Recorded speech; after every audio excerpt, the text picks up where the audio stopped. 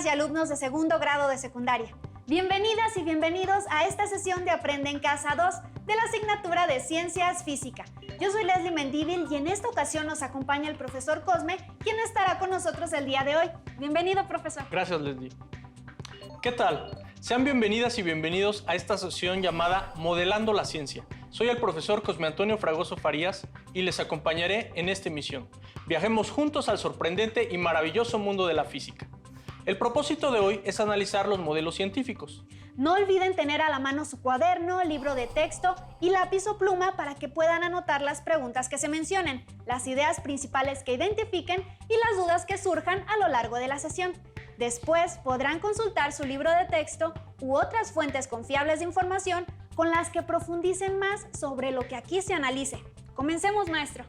Antes de entrar de lleno al tema de los modelos científicos y su importancia en el desarrollo de las ciencias, leamos este fragmento de la revista de divulgación Cómo ves, que publica la Universidad Nacional Autónoma de México. Hay quien dice que la ciencia no puede explicarse sin matemáticas. Dicho de otra manera, que solo puede entenderse qué es la ciencia cuando se entiende cómo logra resumir en ecuaciones matemáticas los resultados de años de estudio de la realidad y cómo a partir de esas ecuaciones tan abstractas genera nuevos conocimientos que se aplican al mundo real. Si lo pensamos bien, se trata de algo sorprendente.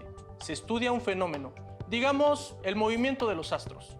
Se construyen las ecuaciones que representan el comportamiento observado y luego, utilizando ya no un telescopio, sino únicamente las matemáticas, pueden predecirse fenómenos que no se habían observado antes. Claro que luego hay que comprobar la exactitud de esas predicciones. De hecho, así es como el astrónomo francés Le Verrier predijo la existencia y posición de Neptuno en 1846. Las ecuaciones matemáticas son entonces un modelo de la realidad y pueden usarse para explorar en forma simulada, aproximada, su comportamiento. Un poco en la misma forma en que un modelo a escala de un barco o un avión pueden utilizarse para explorar el comportamiento del vehículo real en condiciones controladas, en un túnel de viento o en un simulador de olas. Las simulaciones o modelos matemáticos en física han llegado a tener una gran complejidad. Actualmente muchos de los descubrimientos en física subatómica, cosmología y otras ramas se hacen usando estos modelos y solo después se comprueban mediante experimentos. En otras ciencias como la química y especialmente la biología, las cosas no son tan sencillas. Es parte porque los sistemas que se estudian son mucho más complicados. Por ejemplo, una célula viva o un organismo y las ecuaciones para describirlos se complican demasiado. Ya existen, sin embargo, modelos que llegan a tener gran utilidad para entender y hasta predecir algunos fenómenos. La evolución de una población de organismos, por ejemplo, puede representarse matemáticamente. De esta manera, se ha llegado a predecir la forma en que podría comportarse. Por ejemplo, una epidemia.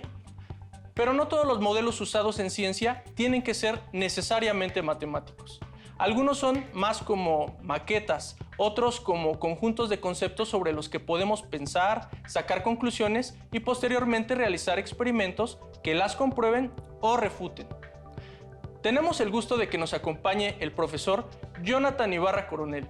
Él es licenciado, maestro y candidato a doctor en geografía por parte de la Universidad Nacional Autónoma de México. Ha recibido importantes reconocimientos por su trabajo académico en México y ha participado en estancias de investigación en Europa y América del Sur. Maestro Jonathan, bienvenido. Muchas gracias, profesor Cosme. Gracias, Leslie. Muchas gracias a todos. Es un gusto estar aquí con todos ustedes. Bienvenido, maestro. ¿Nos sentamos? Claro que sí. Gracias. Maestro, con base en su experiencia, háblenos por favor acerca de los modelos científicos. Claro que sí, Cosme. Para empezar, habría que definir qué es un modelo científico. Pues bien, de manera simple, se puede decir que los modelos son una representación de una pequeñísima parte de la realidad. Es decir, que de la complejidad del mundo que nos rodea, tomamos objetos, sistemas, procesos o fenómenos e intentamos explicarlos por medio de una abstracción que puede ser física, teórica, gráfica o simbólica, como por ejemplo los modelos del ADN o del sistema solar, que a escala nos ayudan a analizar, explicar o describir su funcionamiento de forma más entendible. Un ejemplo más claro son las maquetas hechas por los arquitectos, que proyectan la construcción de un edificio. Ellos, a través de ese modelo, pueden identificar cuál es la mejor forma y materiales para construir, tomando en cuenta el tipo de suelo, si es una zona sísmica, de inundación, o cuál es la orientación adecuada para tener una mejor iluminación. Muy interesante, maestro. Entonces los modelos deben ser algo muy importante para la ciencia. Exactamente. Los modelos son una especie de puente entre la teoría y la práctica. Por tanto, son uno de los principales instrumentos de la ciencia, ya que a partir de ellos se puede comprender un poco más de nuestro mundo. Con los modelos podemos encontrar errores y corregirlos. Por ejemplo, Ptolomeo, alrededor del año 100 de nuestra era, propuso el modelo geocéntrico para tratar de explicar el movimiento de los astros. Durante mucho tiempo la gente pensaba que el Sol y los planetas giraban alrededor de la Tierra.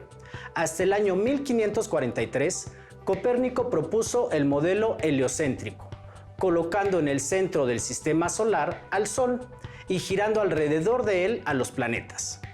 Tiempo después, Kepler encontró ciertos errores y logró perfeccionarlo al incluir órbitas elípticas en este modelo. Así, los modelos son perfectibles y modificables en función de las variables que se toman en cuenta y también de los nuevos descubrimientos. Astrónomos, filósofos y grandes pensadores de la historia fueron capaces de registrar sus observaciones por medio de alteraciones de modelos planetarios existentes, un sistema que hizo posible el progreso hacia la precisión y el entendimiento del sistema solar de la actualidad. ¿Qué ejemplos de modelos científicos nos puede dar con base a su experiencia y trabajo, maestro? Claro que sí, profesor Cosme. Bueno, como geógrafo estoy muy ligado al estudio y análisis del espacio. E irremediablemente en esta área del conocimiento es muy importante la forma en que se representa nuestro planeta Tierra. Mira, lo que tengo aquí en mis manos es un globo terráqueo. Y precisamente esto es un modelo, porque intenta representar al planeta Tierra a escala manejable y comprensible, respetando la forma esférica de nuestro mundo. Aquí se pueden hacer muchos análisis, sin embargo, tiene una complicación, su forma esférica. Es difícil de transportar. ¿Te imaginas, Cosme, para los alumnos llevar esto todos los días a la escuela? Bueno, creo que no cabría en su mochila, así que sería difícil llevarlo. Claro, por ello, una segunda forma de representar la Tierra es a través de los mapas, que por medio de una proyección cartográfica distorsionan el mundo para convertir la esfera en un plano.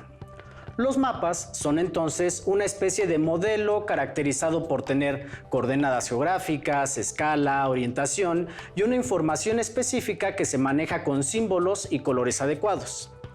La información que podemos plasmar en un mapa es enorme.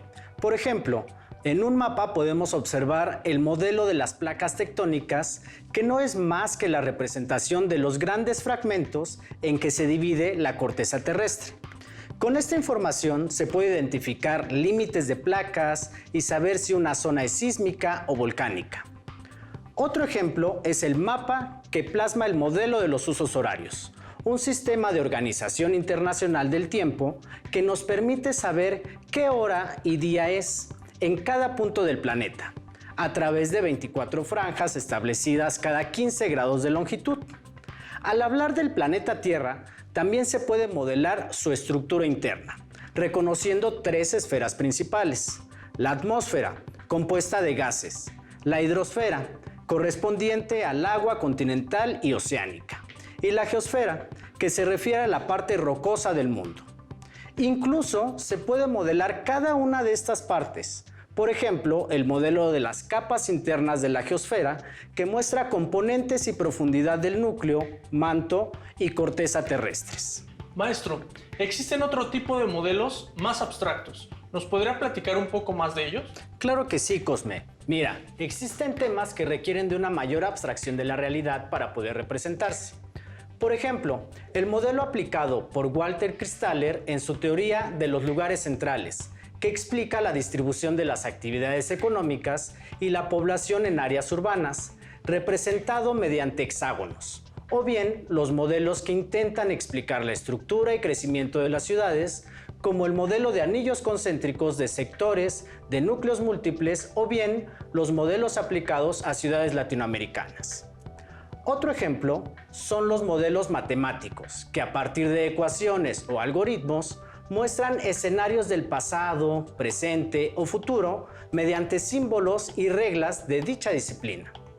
La actual pandemia de COVID-19 nos muestra la importancia de estos modelos, ya que plantean posibles escenarios en función de la presencia de ciertas variables, como puede ser el uso del cubrebocas en espacios públicos o presencia de otras enfermedades como la diabetes, hipertensión u obesidad. Maestro Jonathan, todo esto es realmente interesante. Muchas gracias por tan detallada explicación. Quédese con nosotros para ampliar la comprensión del tema y veamos el siguiente video. Los científicos intentan comprender el mundo haciendo modelos de la realidad para racionalizar, explicar y predecir fenómenos. Los modelos son representaciones teóricas, gráficas o simbólicas de la idea que se tiene sobre las características de un objeto, proceso o fenómeno. Los modelos expresan una idea que puede representarse a través de esquemas, ecuaciones u objetos y permiten una mejor comprensión del fenómeno real al que representa.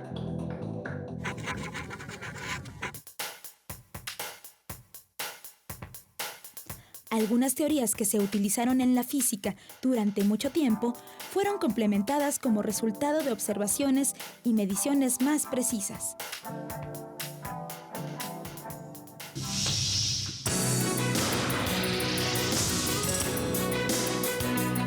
¿Sabías que podemos hacer modelos del comportamiento de las ondas en el agua? En el Museo Universum de la Universidad Nacional Autónoma de México hay un modelo que representa cómo se comportan las ondas. Esto puede utilizarse, por ejemplo, para estudiar la generación de energía eléctrica a partir del movimiento de las olas. Con el uso de modelos, es mucho más fácil analizar y manipular el fenómeno que se quiere estudiar. Existen esencialmente dos tipos de modelos. Los modelos teóricos son un conjunto de ideas organizadas de forma coherente para explicar fenómenos. Un ejemplo de ellos es el modelo atómico de Bohr, cuya fórmula matemática describe la estructura interna de un átomo de hidrógeno. Y los modelos analógicos, que son representaciones que utilizan diagramas u objetos, como la animación que representa al modelo heliocéntrico del sistema solar, o una maqueta de las placas tectónicas de la Tierra. Veamos otro ejemplo. Podemos construir un modelo del ala de un avión. 1. Construyamos el ala con un pedazo de cartulina. 2. Atravesemos con 2 hilos los extremos del ala. 3. Sujetemos los hilos por las 2 puntas. 4. Pongamos a funcionar un ventilador cerca del ala y observemos cómo sube. En este ejemplo, vemos un modelo que nos ayuda a observar y analizar cómo el viento a cierta velocidad puede levantar un avión.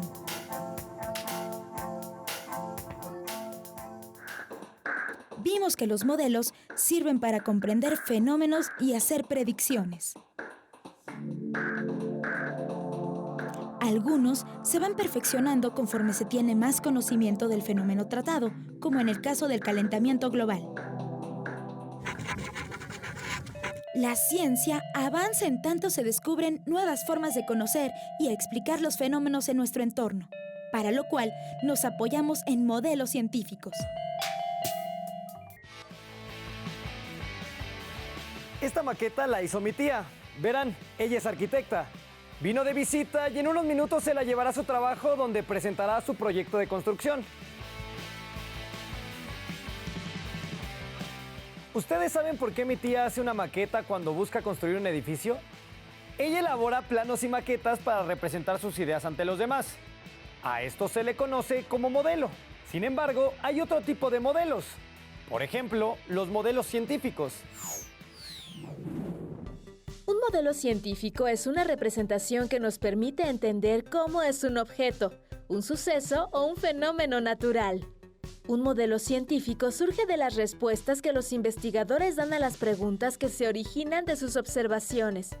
Por ejemplo, desde la antigüedad, el ser humano ha observado el aparente movimiento del Sol, la Luna y las estrellas para contestar las siguientes preguntas. ¿Dónde se ubican los astros en el universo? ¿Qué astros se mueven? ¿Cuáles de ellos carecen de movimiento? Para intentar responder estas preguntas, Ptolomeo, unos 100 años antes de nuestra era, diseñó el modelo geocéntrico del sistema planetario con el que explicó que la Tierra está inmóvil en el centro del universo, mientras que el Sol, la Luna y los demás astros giran a su alrededor.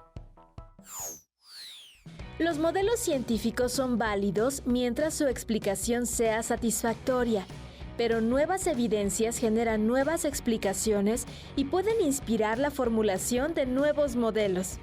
Por ejemplo, Nicolás Copérnico, en el siglo XVI, basándose en sus observaciones, propuso el modelo heliocéntrico del universo que sitúa al Sol fijo en el centro y a los astros, incluyendo la Tierra, girando a su alrededor.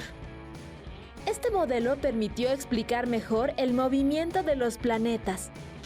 Conforme se conocen más detalles del fenómeno relacionado con un modelo propuesto, este último requiere de modificaciones que satisfagan de mejor manera la descripción del fenómeno que se estudia.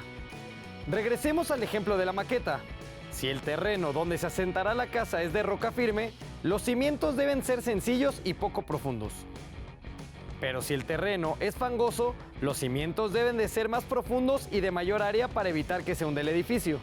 Nuevos datos modifican el modelo. Si además el edificio también se construye en una zona de grandes nevadas, el techo debe permitir que la nieve se resbale y no se acumule. Hay que modificar el modelo nuevamente. En la ciencia se modifican los modelos en la medida en que se conoce más del fenómeno u objeto estudiado. Cabe resaltar que en la ciencia también se usan los modelos verbales y los modelos matemáticos para describir un fenómeno. Por ejemplo, para explicar el movimiento acelerado tenemos un modelo verbal útil. A medida que transcurre el tiempo, la velocidad del objeto cambia de manera constante. Pero además, para hacer un análisis detallado de dicho fenómeno, se elaboró un modelo matemático que ya conoces. Aceleración es igual a velocidad final menos velocidad inicial entre el tiempo. Con este modelo se puede hacer predicciones de la velocidad de un móvil en un tiempo determinado, si se conoce la aceleración que tiene. Deben de tener presente que ningún modelo científico explica totalmente un fenómeno, un proceso o un objeto, y que la investigación constante permite nuevos descubrimientos que modifican cada modelo. Este proceso puede repetirse al paso del tiempo y mediante nuevas investigaciones. ¿Y tú, cómo harías un modelo para representar algo de lo que has visto en este curso? Maestros, entonces, un mismo modelo no ayuda a explicar todo un fenómeno. Así es, por eso se utilizan maquetas, dibujos, mapas, simulaciones en computadora, fotografías, gráficas, fórmulas, mapas mentales, mapas conceptuales, diagramas, esculturas, objetos a escala y la lista sigue. Un modelo científico nunca reproduce toda la realidad, solo representa los elementos de interés que sean fácilmente manipulables. Es una representación simplificada de esa realidad. Las leyes de Newton, donde se representan las fuerzas que actúan sobre un objeto, las gráficas de posición-tiempo, explican y predicen el movimiento de los objetos. Las fórmulas de caída libre predicen y describen la velocidad, aceleración y posición de los objetos. Y los diagramas de cuerpo libre esquematizan las fuerzas aplicadas sobre un objeto. Todo esto es muy interesante, maestro Cosme. Los modelos son muy útiles para representar la realidad, pero no todos los modelos son útiles para representar lo mismo. Para ampliar la comprensión del tema, los invito a ver la siguiente cápsula. Bienvenidos maestros y maestras de telesecundaria. Mi nombre es Tatiana Fiordelicio y hoy vamos a hablar de la célula, la unidad funcional de los seres vivos. especialmente sobre cómo utilizamos y construimos los modelos científicos. Para ello, tomé como ejemplo el contenido del bloque 2, Lazos de vida, de tu libro de texto. Como saben, los biólogos dedican su tiempo a explicar la vida y estudian el funcionamiento de los organismos con base en la célula, comunidad fundamental de esta vida. Hace 364 años, Robert Hooke describió las primeras células. Como ven en el microscopio descrito en su libro, es muy básico, así que lo que él pudo ver eran apenas unas celditas que corresponden a lo que ahora sabemos es la pared celular. En ese momento él no lo sabía. Años después, los primeros dibujos de bacterias fueron publicados en 1684 por Antoine van Leeuwenhoek, quien también hizo su propio microscopio. Él ya vio algunas cosas más complejas y las describió y dibujó. Sin embargo, no fue hasta hace muchos años después, a partir del desarrollo de nuevas herramientas, microscopios, formas de tinción, que los biólogos realmente pudimos ver qué había dentro de estas células. Así, los científicos pudimos plantearnos nuevas preguntas sobre los seres vivos. ¿Cómo hacemos para plasmar en un esquema o modelo todo lo que conocemos o que vemos? ¿Cómo le explicamos a nuestros alumnos en forma fácil y concreta este conocimiento? Bueno, por ejemplo, si yo les dijera, hagan un esquema de su localidad, de su pueblo, de su ciudad. Me dibujarían la plaza central, la iglesia, la tienda, el médico, algunas casas. Entonces, lo que hicieron fue un resumen de lo que sabemos, resaltando lo más importante y tomándolo como puntos de referencia para lo demás. Hay cosas que pueden cambiar. Por ejemplo, el doctor se puede mudar, pero seguro, la plaza central no, esa se queda ahí. Lo mismo pasa con los esquemas de la célula y con todos los esquemas. Por ejemplo, en la página de su libro tienen dos primeros esquemas, una célula eucarionte y una procarionte. Les muestran ahí tres características que son las diferencias fundamentales. Los esquemas hay que leerlos siguiendo las letras, así como las flechas, que indican en este caso que una célula lo tiene y las dos lo tienen. Por ejemplo, el núcleo solo lo tiene la eucarionte, la membrana y el citoplasma las dos. Los organelos solo están en la eucarionte. En el esquema siguiente nos muestran las diferencias entre la célula animal y vegetal. Y vemos que en una hay pared celular y en otra no. En una hay cloroplastos y en otra no. Ahora, quedémonos con estos esquemas. Si se fijan, el núcleo siempre es redondo. Eso es cierto, porque el núcleo en todas las células es como la plaza central. No cambia, es el centro de la célula, no se mueve del lugar. Luego, siempre cerca del núcleo se dibuja el retículo endoplásmico seguido del aparato de Golgi. Y esto en realidad puede no ser así, porque pueden estar por toda la célula. Pero se dibuja así porque significa que las proteínas se producen con la información del núcleo, pasan al retículo, luego al Golgi, y al dibujarlos así se da un sentido de funcionalidad. Finalmente, ponen los cloroplastos y las mitocondrias, que son la maquinaria de hacer energía.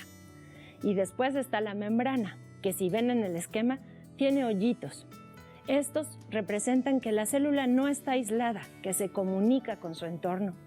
¿Y ven una diferencia en la célula vegetal? Sí, claro, es que la pared celular forma estos canales de comunicación. Bueno, entonces, el esquema de una célula, y yo diría cualquier esquema, es como un mapa de un pueblo, de una ciudad o de un país. Hay que verlos, encontrar las calles, los nombres, los colores y entender qué nos dicen. Y lo que nos dice será un resumen de los conocimientos de años de estudio. Con las técnicas actuales de animación, se están haciendo nuevos esquemas más dinámicos, más complejos, como se muestra en el ejemplo. Maestros, maestras, agradezco mucho su atención y espero que este video para maestros les ayude en su trabajo y en su día a día.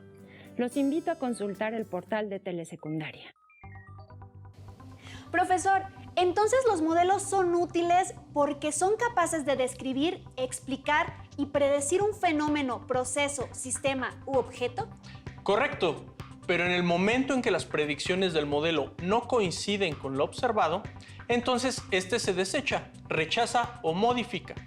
Por eso los modelos están en constante construcción y modificación, como cuando Galileo Galilei se opuso a la idea de que la Tierra no era el centro del universo. Ese modelo del sistema solar se rechazó y modificó, aunque este proceso llevó casi un siglo. Pero no solo los científicos realizan modelos. ¿Qué otro modelo se te ocurre? Ya sé. Un entrenador de fútbol americano realiza un modelo para explicarle a los jugadores mediante un dibujo los movimientos, marcando con flechas que indican las jugadas y las estrategias a seguir. Muy bien. Para terminar, les invito a reunirse con su familia para reflexionar y darle respuesta a las siguientes preguntas. ¿Qué describe un modelo? ¿Qué explica y qué predice? Si alguien les dijera que para hacer un modelo que explique cómo vuelan los aviones, es importante tener en cuenta el color que tendrá el avión, ¿qué le dirían? ¿Por qué es importante construir modelos? Agradecemos al maestro Cosme y al maestro Jonathan por su intervención y los invitamos a que continúen viendo las siguientes emisiones de Aprende en Casa 2 para el ciclo escolar 2020-2021. ¡Hasta pronto!